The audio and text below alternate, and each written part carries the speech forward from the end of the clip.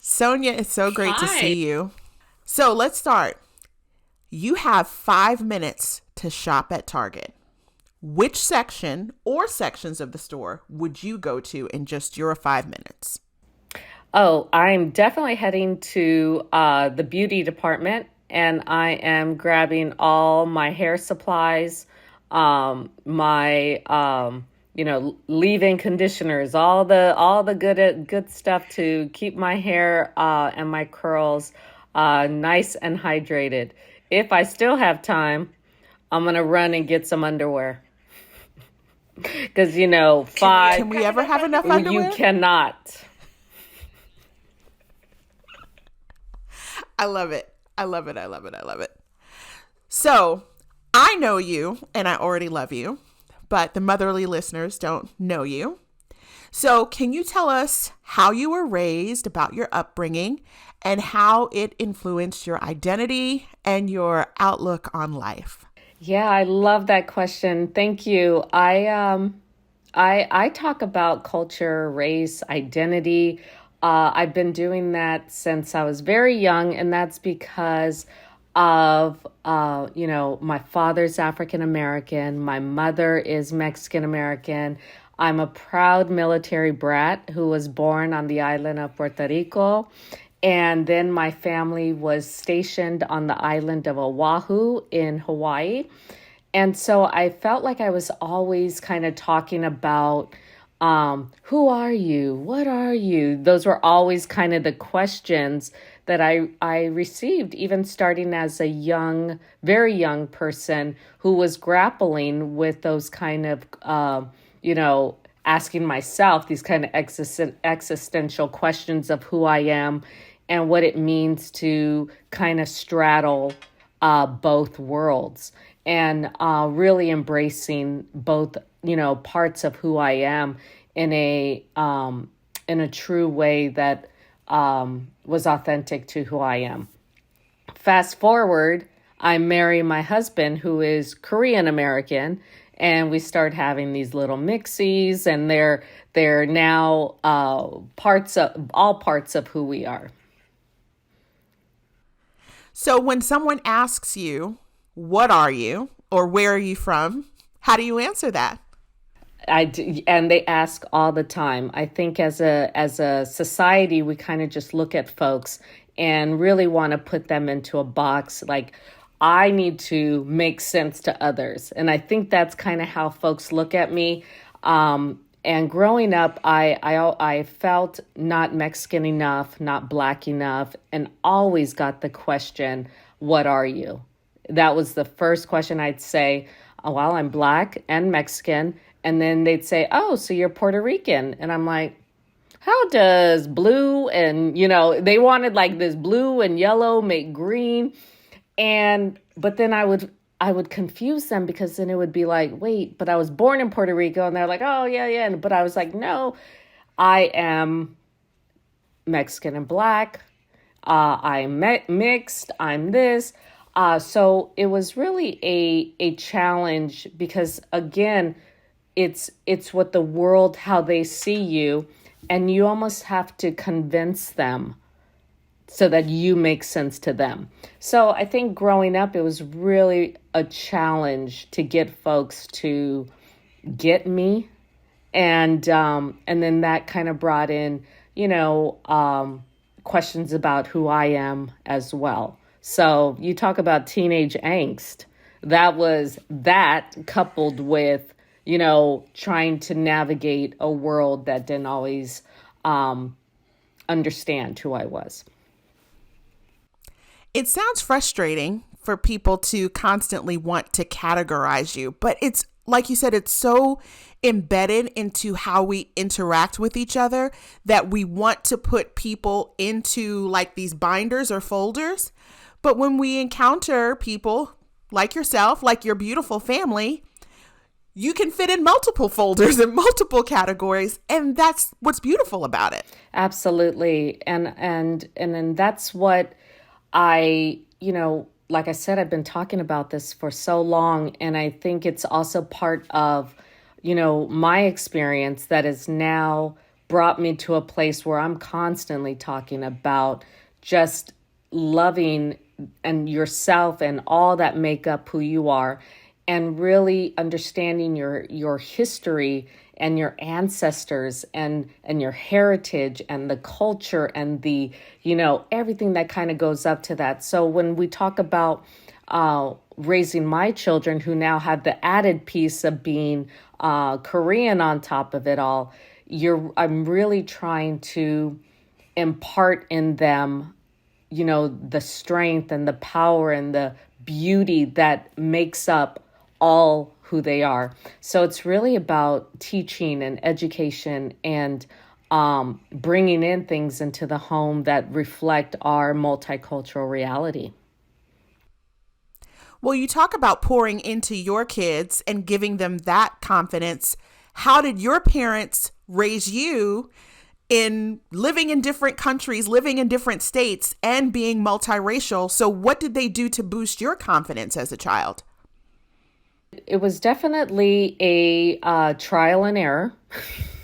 As parents, we know that we don't always get it right that first time or second time. But what I give them is they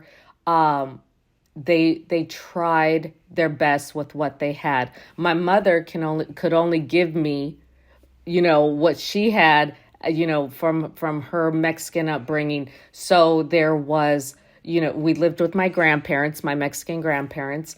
And so we had a lot of the foods and the music that they were able to impart. My cousins danced ballet folklorico. So we brought up in some of the traditions that were from the Latinidad, right? And then from my father's African-American side, I got to see firsthand my Black grandparents who, my grandmother was one of the first NYPD police officers out of the Harlem kind of division. And my grandfather as well. So I got to see that strength and that breaking of barriers firsthand from both sides of my family. And I think that's what's so important, is really seeing their, who they are and what it took to get to just that place. So there was so much pride that my parents were able to bring us and give us through just looking at the history of my family. And I got to see that firsthand. And so that for me meant the world of, bringing into, so that when kids on the playground, are messing with you and giving you all these other things that were, I was able to tap into that strength and that legacy, the honor that I was surrounded by. I'm interested to hear if you and your children and your husband talk about some prominent multiracial celebrities or prominent people. Let's start with former President Barack Obama. I think of Naomi Osaka. I think of Drake, who's Black and Jewish. Lenny Kravitz, who's Black and Jewish. How important is that level of representation for your family, for your kids, to see, hey, these people are multiracial just like me? It's huge. It's huge. And, one of the things that we try to instill in our kids, we call this culture proofing our home. Okay. So we all know as parents, we child proof our home to make sure that, the sockets are covered and, things are, those little parts of the stove. And so that's to protect them from being injured. I culture proof my home so that I'm protecting my children's identity. And what I do is, I do this ground staking thing where I make sure artwork that comes in our home, books, TV shows that they watch, the little library at my kids' school, I buy one book and I donate one book. Everything that we do is from this level of how can I bring things into our home, right? And that includes identifying folks that look and kind of have those kind of similar stories. And there is definitely a sense of like, did you say Drake? Yes, he did this, whole SNL skit where he went back and forth, talking about, bar mitzvahs and yarmulkes and this whole, and able to balance that with, his black side. And so talking about that and having somebody who identifies and talks about it is very empowering for the next generation to see folks that look like them, that identify as them, because it's important. We all know representation matters. That's kind of the word that's going around right now, and there's the truth about it is that kids recognize that, and they get to see somebody who looks and sounds and has kind of those similar experiences as them. I know that you took your background, your lovely family, and you started a clothing line called Mixed Up Clothing. So what did you see was missing from the landscape of kids' clothing that made you start Mixed Up Clothing? Well, you may remember I actually went to school to be a registered nurse. I was working as a critical care registered nurse for 15 years. And one of the things that I did as a stress reliever from working in the hospital is I would sew clothes. I've been sewing since 7th grade. My mother sewed. This is back when they taught sewing and home ec in schools. Home ec classes. Wow. Yes. So I had sewn as a stress reliever working in the hospital. And one of the things that I found that I wanted to do for my children, we talked about having the books brought in and the TV shows and those kind of things. One of the things that I saw was missing was fashion. And what could I bring that looked and felt like I could give to my children? What could I pass off to them? My kids, in the Korean tradition, they celebrate 100th day, and they wear these beautiful hanboks to celebrate, and also for their first birthday and whatnot. And the pride of their little faces when they see, and we take photos and this whole thing. What could I do that was similar, that wasn't, in a traditional garment, that I could carry out with them so that they were like, oh, that is me. I see reflections. And so I'd source fabric from all over the world, and I'd turn them into little bloomers, dresses, shorts. And folks started stopping me on the street and asking about the fabrics, asking about what it represented, what culture was that. And from that moment, there was like this calm that took over them, and they'd start talking about their culture. And I thought to myself, we talk about the Oprah aha moment. That was mine. I said, if I could do something that allows somebody to learn about us, wouldn't that be something? And I took it on, and all of a sudden I was taking these small business classes. I was getting certified. And my husband was like, what are you doing? And I said, I think I'm starting a business. And he was like, there she goes. And all of a sudden I was pitching.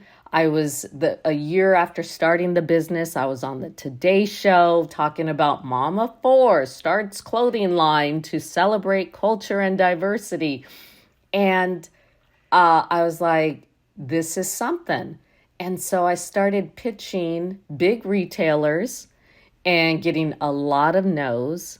Because that surprises me, Sonia, because my son has worn your clothes and I have touched the fabric with my own hands, and the colors and the patterns are things that you're not going to find every place else. And it's so beautiful, even though what he wore was not from his culture, it was so beautiful to see another culture. And I love what you said about when you had a conversation with someone, when they asked you about it, clothing became a connector to that person and their background. Absolutely. And it wasn't just for, you touched it and you nailed it.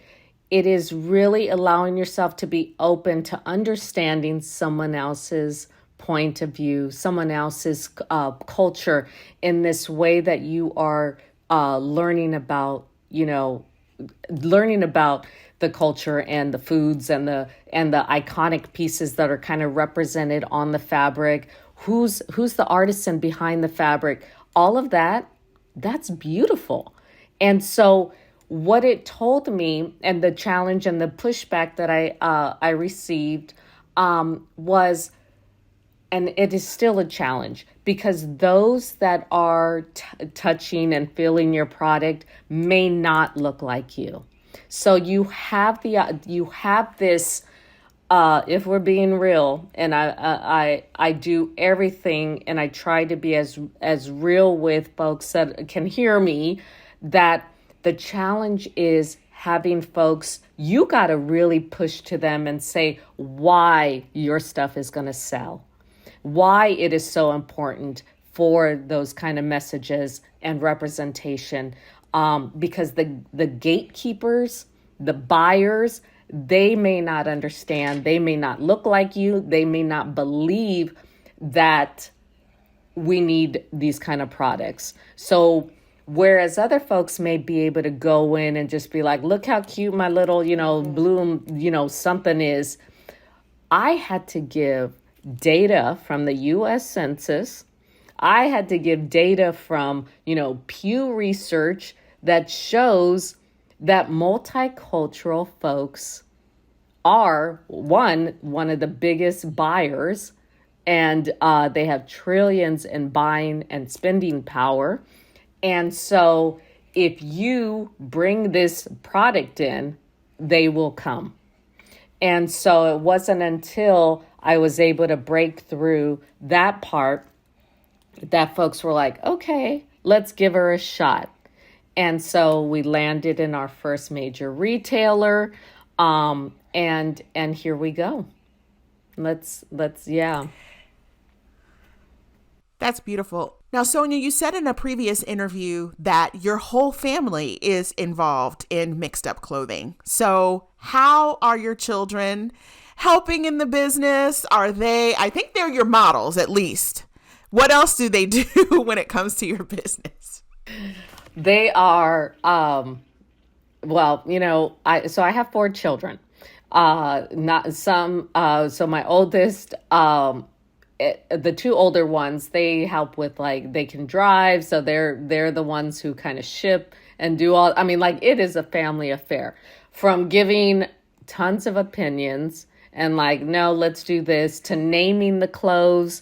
There's my son Luke, he's got Lukey shorts, so they are always not only my inspirations, my muses, but they have to get in on, they got to ship, they got to package, they got to deliver. They need to do some TikToks. They got to do some unpackaging and unboxing. There is no, we roll together. And so, this, when I say a family affair, we they are part of it. And, they may not get W-2'd or W-9'd, but they are. They may not be on my payroll. They're putting sweat equity into it. Absolutely. They're putting sweat equity into it. Absolutely. I love that. That's hilarious. They are definitely doing that because everything we do together, and this is no exception. We want new moms, pregnant moms who are listening to this podcast to know or to think about the conversations that they have to have with their kids. Let's just say if the parents are in an interracial relationship. Your children are going to be biracial or multiracial, because multiracial families, like you pointed out, are growing in number. But I wonder, were there any conversations that your family had with you about starting a family with your husband because of his nationality and his background? Were there any things that your family said, oh, well, let's think about this, or something you need to know about? Yeah, I think those conversations need to start early and frequently. So I'll pull back and go back to the initial part, just even as talking with your partner, if your partner is of a different culture. My husband and I sat down and we're talking about, well, we're going to start having children. What is that going to look like? And so coming from someone who had already had that experience, it was a little bit easier for me because I was like, look, we are going to teach them English, Spanish, Korean. And however we're going to do that, we're going to also make sure that the schools they go to are diverse. Like so everything was intentional.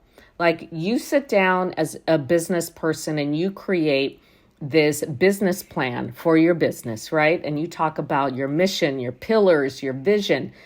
We took that same model and we took that to our family. Like we sat down at this dinner table and we said, look, for him, what is important for you to, and he was like, I want us to do the 100-day celebration. And then he had to educate me on what that was.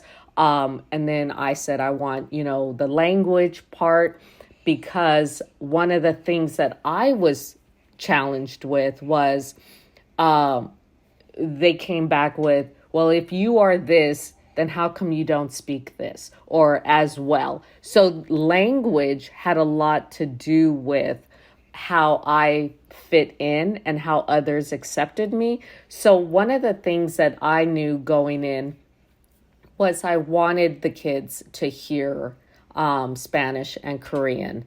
And so we made a choice to put them in dual language schools here in Los Angeles. So they went to Korean dual language school, and I taught Spanish here at the house. So again, it's setting your life with intention and knowing that this was something that we were going to talk about as early as possible. I talked to you about culture proofing the home. So we knew, even though these kids were barely here, we were like, look, let's get them these books. What are the books? What are the TV shows that are out there? What are we doing? And so those conversations need to be addressed. You do not want, I think folks are afraid to talk about race and culture and although it may be scary or challenging, it's really when you don't, it's to the detriment of your child, because you do not want them to face the playground folks that are, are going to challenge them. You're trying to arm them with as much information and as,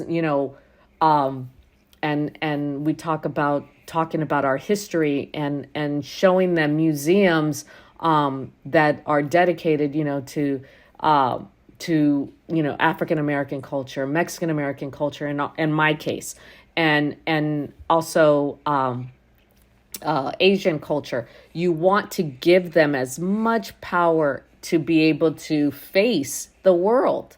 So I think that's one of our goals as parents, or as those who love children, is to really make sure that we arm them as well as we can with what they may experience out in the world. I agree with you. I think our approach, we have almost 12-year-old son. He's Black. He knows he's Black. He knows where his grandparents came from. He knows what we have experienced. And I notice sometimes that with my non-Black friends, those conversations aren't had. They know that we have to have the talk with our children. Like you said, we have to arm them and inform them for how the world is going to treat them. But I also know that these conversations are ongoing. Like, I feel like we say something about being Black every single day.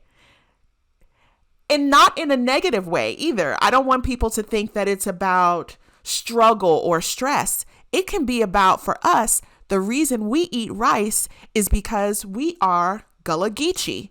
You know, my family's from the Carolinas. Rice is a whole dish. You add other things to rice. You do. Rice can be amazing and beautiful, but that is where we come from. Do you find that you have those ongoing conversations with your kids? Joyce, when I hear you, I mean, if folks can see us, that's all I'm doing is nodding. You know, I'm just like, yes, yes. Every day there is something, like, we are constantly talking about it. And again, like you, it's not just negative. It is, but that is important because that will hopefully save their life. And that's the realness. But on the flip side, the other parts that are I have my kids sorting pinto beans. It'd be just the same way I sat on a table sorting pinto beans. You know, there are so many other ways to do it now, but I was like, no, look, they're like, can't there be a better way? No, this is how I learned. This is how I'm going to pass on to you. You are going to sort these beans. We're going to wash them. And then, and those beans are going to last us all week because we're going to do like 5 different things to them. It goes from that end to the seriousness. And I really do wish that, that folks that we all should be talking about it. And I understand, and I try to understand my friends and my family members that do not have to have these discussions, because I try to sway them into, you should be having these conversations. The same books I have, you should have, because they're going to come across my children.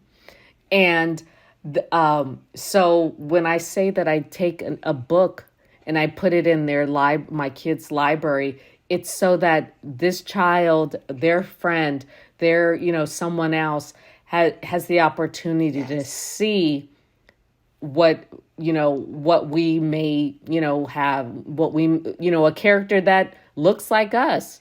And so I think that's really important to try and make sure that others know about us as well. We should all be doing the work.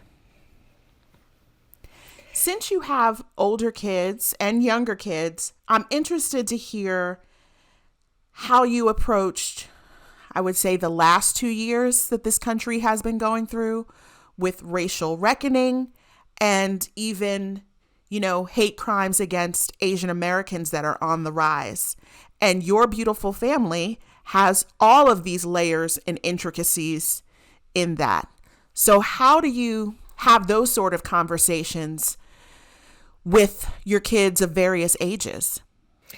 Yeah, we, as part of our mission, our family mission, our family, our book that we kind of go by, again, we talk about having these conversations, as unpleasant as they are and as painful as they are.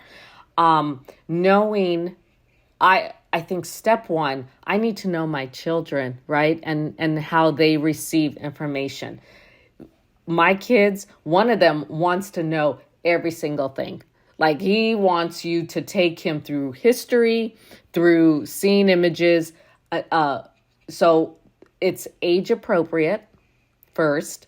And it's also knowing the kind of information that your children, how they receive information. Are they visual? Are they, first let me, read about this and then go into a discussion. And going back, my older son, it was like, look, I need you. We had the talk. The driving while black and brown. We have that conversation. Shopping while black and brown. Walking while black. I mean, like, we have to have breathing these while black and conversations. brown in this country in some cases. Yes. And so it is, it was answering a lot of why, why is this? Why is it like this? How come, there was so much, there were so many tears. There was and then I didn't want to leave them in that space. So we always try to go back to what can we do? And whether that is supporting organizations that are doing the work, whether that is showing up in taking it to the streets, whatever it was, what did they want to do to not feel helpless in this situation? Because it's one thing and to what did know they the information. They wanted to go and walk. We went to our city hall and we participated in marches. One of them wanted to collect his can money and send it over to Asian American organizations that are fighting anti-Asian violence.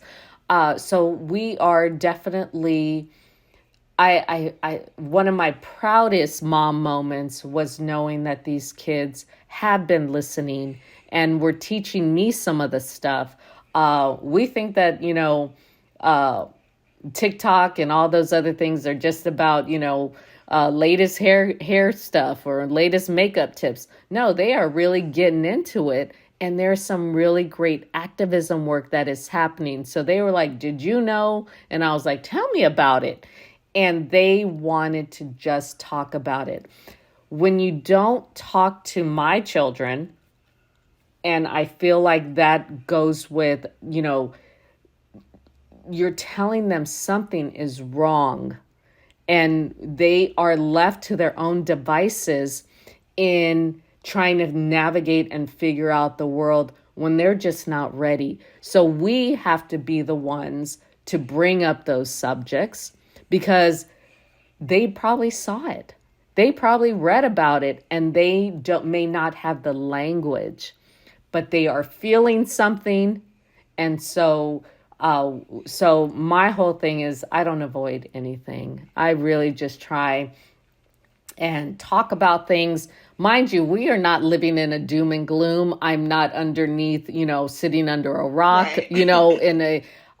But it has become so normalized in my house that these are conversations that are welcome and that we will work through together. And I think as parents, that's one of the best things that I think we can do is to not leave our children in a place of helplessness and to where they're scared to go out in the world, but they do need to be aware of the current climate and how we got here and how each one of us plays a part in helping to try and change. We talk about what side of history do you want to be on? And I want them to be on the side that fights to improve society, not just for them, but for their children and their children's children. For future generations. So Absolutely. Even before you founded Mixed Up Clothing, multiculturalism has always been a part of what you've done. How did that play a role when you were a nurse before you started your clothing line? How did advocacy and culture and health and all those things work together for you? And they do. For me, it all ties together. My mom, who was like, "You're leaving what? The comfort of and the routine of being a nurse to go and start this world of unpredictability of being an entrepreneur and starting a clothing line." And I was like, yes, but it actually ties together for me. When I was a nurse, I was like the multicultural nurse. I felt that our culture plays into how we heal, and what, whether those are special foods that, Granny brought in when you were sick, or, if Right. they didn't want to eat hospital food and they wanted to bring in Granny's, noodle soup or whatever, bring it in. Because if that is what the family uses and relies on and depends on as part of their health, then I wanted to bring it in. If they needed a prayer rug, we made sure we had that available. If their bed needed to be turned toward Mecca, whatever it was, I was that nurse who was like, how does culture intersect with health? So I was always talking about it. I also served as president of a nonprofit for multiracial Americans. So I would take my spiel, and I would take it on the road, and I was always kind of talking about what it means to parent not only multicultural children, but transracially adopted communities, and for allies who wanted to introduce their children to multiculturalism. And, I actually got to see the tie-in between where my nursing and my fashion was during the pandemic, when I was one of the first fashion designers to use our fabric to turn and make masks during that time. The minute they said, hey, designers, we could use some masks, I was like, oh my gosh, I've worn masks most of my life in the hospital setting. I know what they feel like.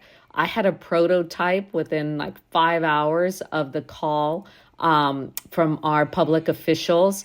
And the thing that was different was my masks had cultural fabric on them. And it was actually one of the most beautiful things that I've heard from folks, was that they were able to find comfort in the masks because the fabric represented who they were.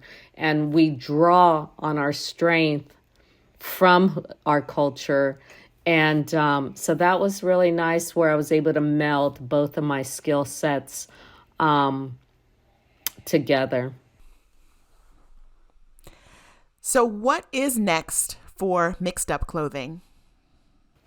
Well, Mixed Up Clothing is, we just landed our first big retailer. We're launching the beginning of the month there, and we are going to, take on more, I see more collaborations with big brands that are really wanting to change the culture of fashion, the face of fashion. I make sure that the models that I use have different skin tones, different hair textures, different abilities, because I want children who are looking at them to see themselves. I really do believe in the, if you can see it, you can be it. And so I want to continue to show culture through fashion, and have that be the lens, through a multicultural lens. So it's going to be going into more mainstream kind of marketing, and retailers, so that others can see, like, we here. Like, we're not going nowhere. We are, we want you to see us. We want you to see our culture. And we can be American and also celebrate the beauty of our heritage and our history at the same time. There's no reason why we cannot celebrate all of who we are. This is going to be a little bit heavier. I'm interested to hear if you and your family have had any experiences with what I would describe as the fetishization of multiracial, biracial kids because of the way they look, because of their possible proximity to whiteness, because of their appearance of being exotic or different.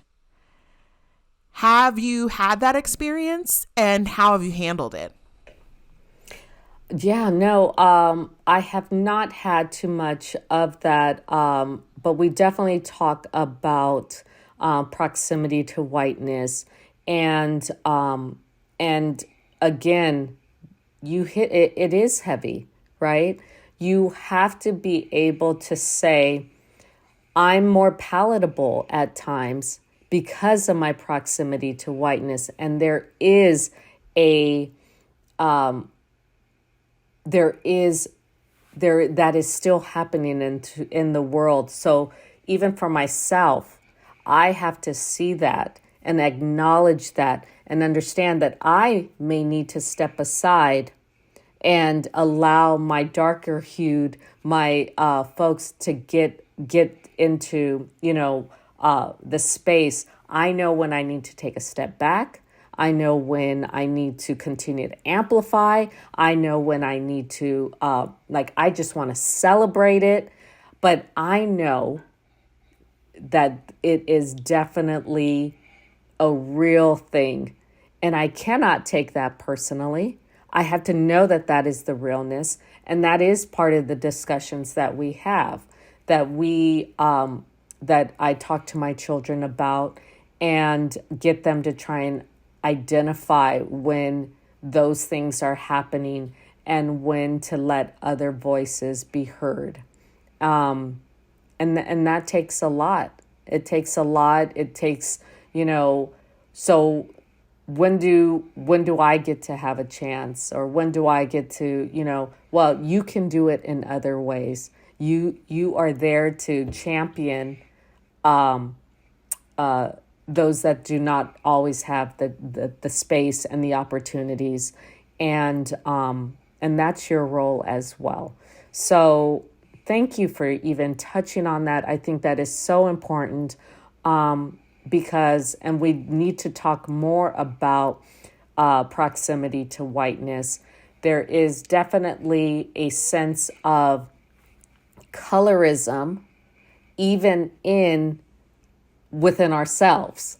Like, there is colorism with Black folks, there's colorism with my Latino folks, there is and when my husband told me that about, also the colorism that goes with in his Asian culture, you're like, dang, that is it goes across different cultures. And we need to identify that, and we need to provide space for those kind of conversations to happen. And that's real. It's very real, because I remember when my son was a baby, when he was younger, he was a little more lighter than he is right now. He was almost like a little bit darker than your complexion. And I'd be with him in a store or at an activity, and people would say, "Are you his nanny?" And I'm looking at them like,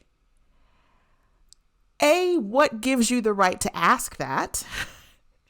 B, just because we're not the exact same complexion does not mean that he's not my child. And it was very offensive that I did not appear to match this baby, or this baby did not appear to match me because I have deep, dark, chocolatey skin.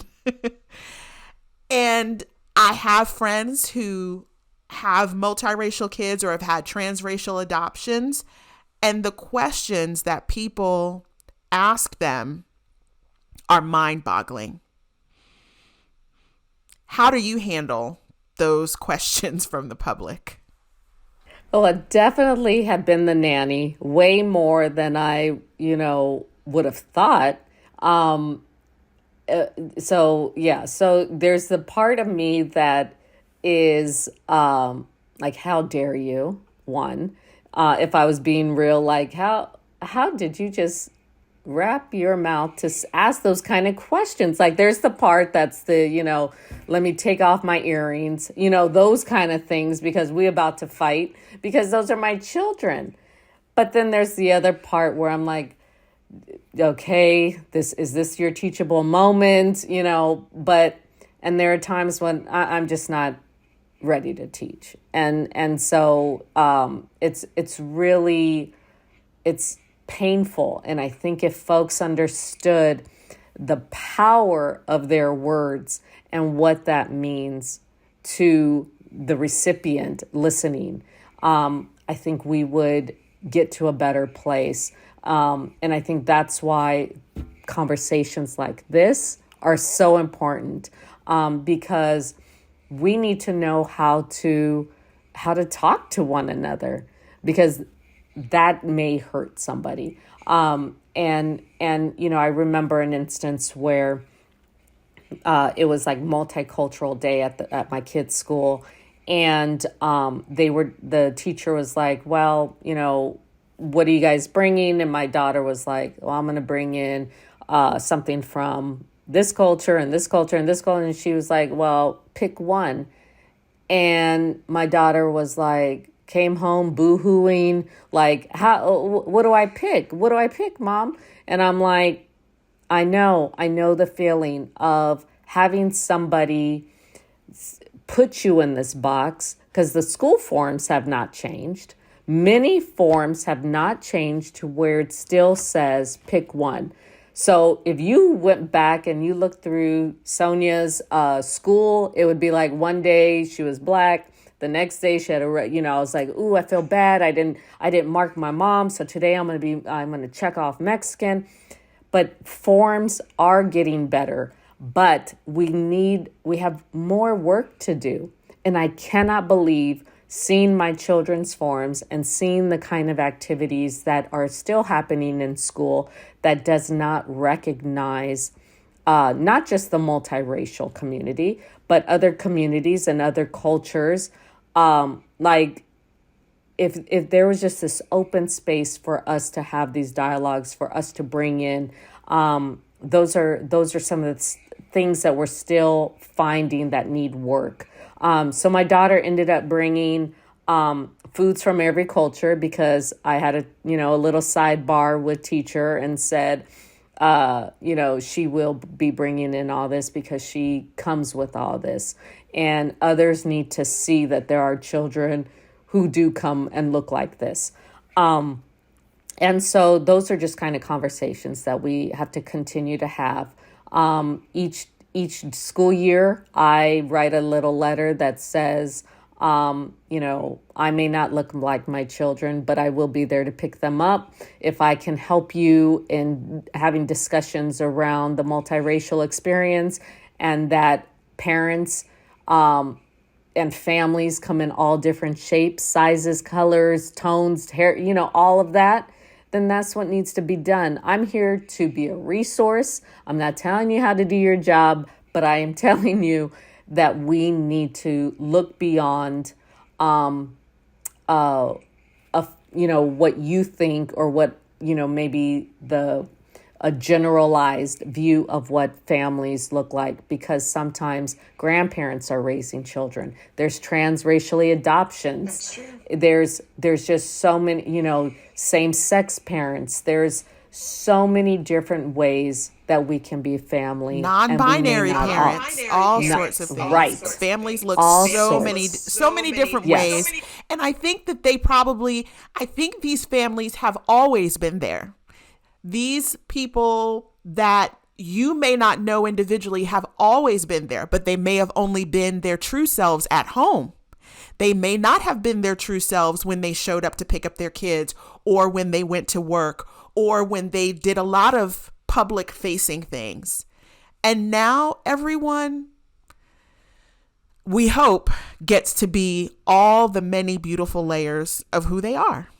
You're absolutely right. And I love that you said, now I feel like if we could find this peace during this time, during, this all the challenges that are coming with, racial reckoning and pandemic, living through these pandemics, what folks are saying is, I am no longer going to hide and who I am.